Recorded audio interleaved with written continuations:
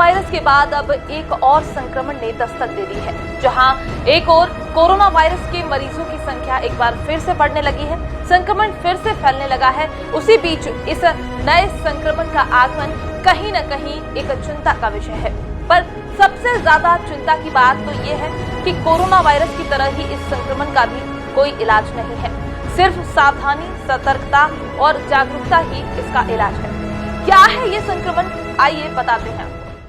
यदि आपको तेज बुखार, मांसपेशियों में दर्द, स्किन पर चकत्ते जो कि चेहरे से शुरू होकर हाथ, पैर, हथेलियों तक हो, थकावट, गले में खराश, खांसी हो, तो इसे बिल्कुल भी नजरअंदाज न करें। तुरंत डॉक्टर को दिखाएं, क्योंकि ये मंकी पॉक्स हो सकता है। मंकी पॉक्स एक वायरस है जिसके बारे में हम आपको आज बताने जा रहे हैं। ये किसी भी आयु वर्ग के लोगों को हो सकता है। आपको बता दें, दिल्ली में इस वायरस का पहला संक्रमित मिल चुका है। अब जिस तरह से हमने देखा था कि कोरोना वायरस के समय विदेश से आने वाले लोगों की हिस्ट्री ट्रेस की जा रही थी, लेकिन चौंकाने वाली बात यह है कि 34 साल के जिस व्यक्ति में मंकी पॉक्स नामक संक्रमण पाया गया है, उसकी विदेश की कोई ट्रैवल हिस्ट्री है ही नहीं। मरीज को 3 दिन पहले मंकी पॉक्स के लक्षण दिखने पर एलएनजेपी अस्पताल में भर्ती करवाया गया था, जहां उसकी हालत स्थिर है। देश का चौथा संक्रमित पहले केरल में 3 मरीज मिल चुके हैं जो कि विदेश से आए थे। WHO ने 75 देशों में मंकी पॉक्स को लेकर ग्लोबल हेल्थ इमरजेंसी घोषित कर दी है। जी हाँ, दिल्ली में मिले संक्रमित की विदेश की कोई ट्रैवल हिस्ट्री नहीं है, लेकिन हाल ही में वो हिमाचल प्रदेश के मनाली में एक पारिवारिक कार्यक्रम में गए थे, जिसके बाद उनकी रिपोर्ट पॉजिटिव आने के बाद उनके संपर्क में आए लोगों को भी क्वारंटाइन किया गया। आपको बता दें कि संक्रमित व्यक्ति से लंबे समय तक संपर्क में रहने से, संक्रमित व्यक्ति से सलाइवा या शरीर से निकलने वाले तरल पदार्थ के संपर्क में आने से संक्रमण नाक, कान, आंख या मुंह कहीं से भी आपके शरीर में प्रवेश कर सकता है।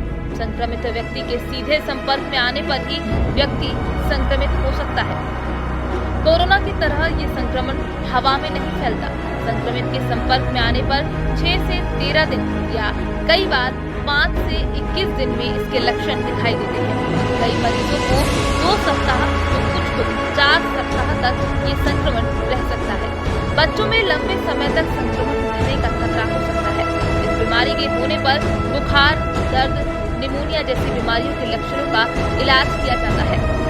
इसलिए संक्रमित व्यक्ति के कपड़े, तौलिया या पैड का इस्तेमाल करने से बचें। संक्रमित व्यक्ति के कपोलों या त्वचा छूने से बचें।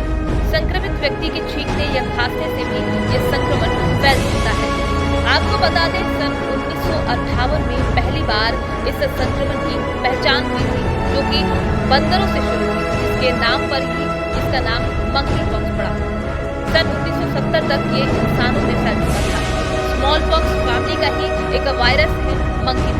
इसका बचाव ही इसका इलाज है। संक्रमित व्यक्ति के संपर्क में ना आए, पीपीई किट और मास्क के बिना संक्रमित के पास न जाएं, हाथ हमेशा साफ रखें। लक्षण दिखते ही डॉक्टर को दिखाएं। आइसोलेशन जरूरी है, इससे डरना नहीं है, सतर्कता जरूरी है।